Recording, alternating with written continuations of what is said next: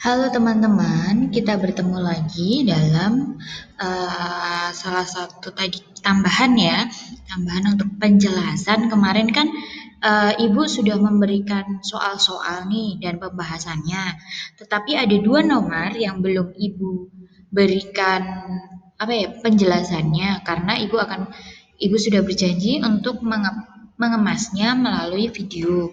Nah, di sini dari dua nomor itu sama-sama membahas mengenai siklus menstruasi. Teman-teman bisa melihat gambar yang telah Ibu tayangkan. Ibu juga sudah memberikan gambar ini pada pembahasan soal ya. Nah, ada dua pertanyaan. Yang pertama itu adalah perbedaan dari siklus menstruasi, ya kan? Perbedaan utama dari siklus menstruasi pada tahap menstruasi, praovulasi, ovulasi, dan pasca ovulasi. Nah, dilihat dari faktor kerja hormon reproduksi yang terlihat. Nanti teman-teman menarik garis besar sendiri apa sih perbedaannya dari 4 fase itu.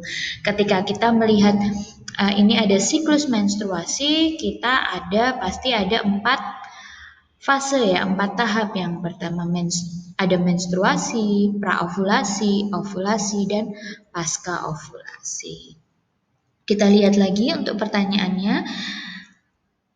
Pada bulan Januari, Beatrice mengalami menstruasi hari pertama pada tanggal 7 Januari dan berakhir pada tanggal 11 Januari. Pada bulan berikutnya, Beatrice mengalami menstruasi pada tanggal 3 Februari dan berakhir pada tanggal 7 Februari. Berdasarkan informasi tersebut, buatlah grafik siklus reproduksinya.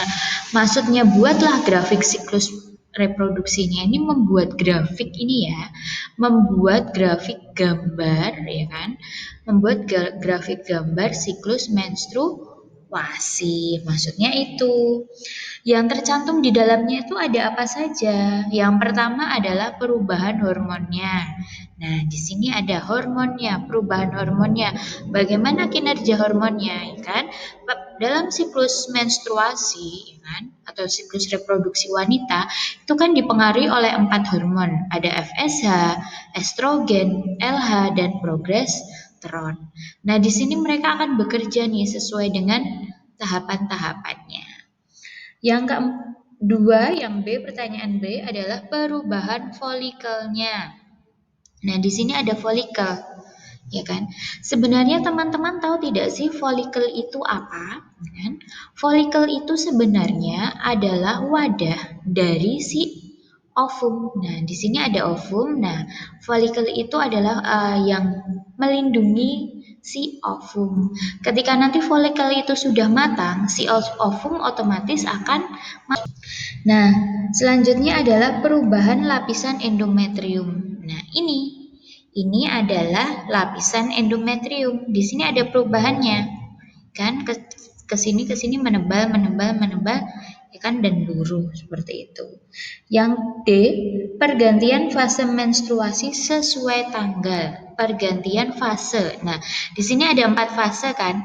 Nah, kalau yang di sini maksud dari gambar yang Ibu tampilkan itu adalah menstruasi hari pertama, kedua, ketiga, keempat, kelima. Tetapi dalam menjawab pertanyaan dari Ibu yang Ibu berikan, itu kan si Beatrice ini kan memiliki tanggalnya sendiri. Hari pertama menstruasi itu tanggal 7. Berarti hari pertama ini diganti tanggal 7, 8, 9, 10, 11, 12, 13, dan seterusnya. Nah, nanti kalian buat nih, oh ini dari tanggal berapa? Dari tanggal 7 sampai 11, 7, 8, 9, 10, 11 ini menstruasi. Nah, terus nanti dia menstruasi lagi tanggal berapa nih? Oh, tanggal 3 Februari. Nah, di sini, iya kan? Nanti dia menstruasi lagi tanggal 3 Februari.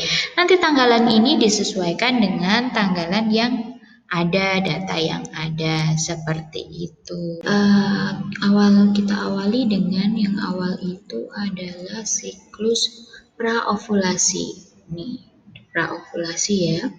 Ini biasanya siklus praovulasi ini dimulai dari hari kelima sampai hari ke-13.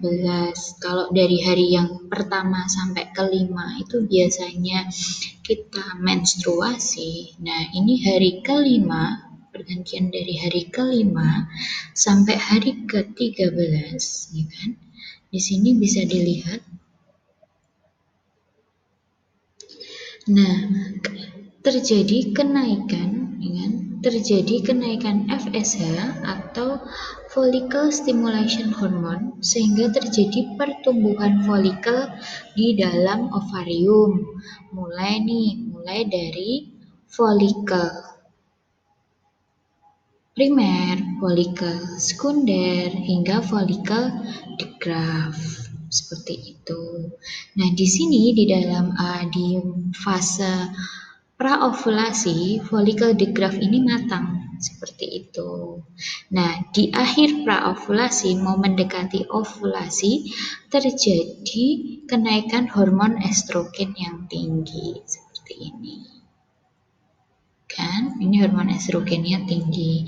Selanjutnya kita masuk di dalam masa ovulasi hari ke-14 nih, dari 13 ke 14, hari ke-14 atau masa ovulasi. Ini tadi kan folikel de Graafi-nya sudah matang nih, kan?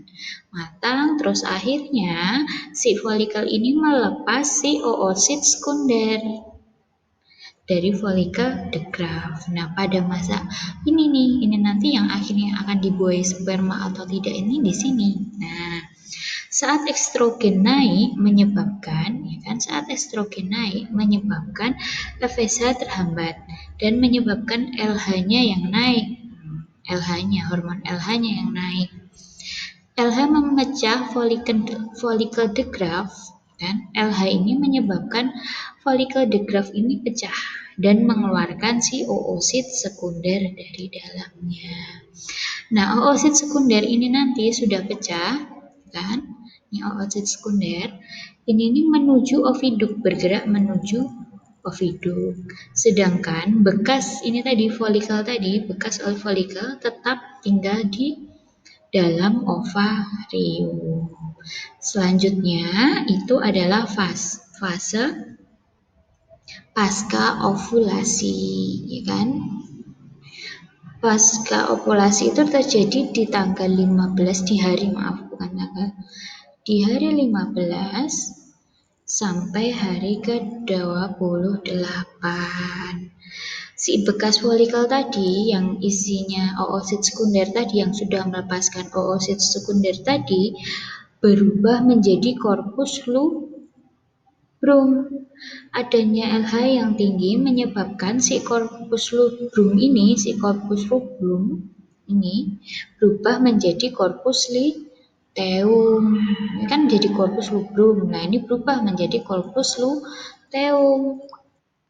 Korpus luteum merangsang sekresi progesteron. Nah, ini sekresi progesteron yang menyebabkan dinding rahim, ya kan? Kalau kita lihat di sini dinding rahim mengalami penebalan. Selanjutnya itu akan dianggap sebagai hari pertama menstruasi, berlangsung sekitar 4 sampai 6 hari. Apabila tidak terjadi fertilisasi, kan?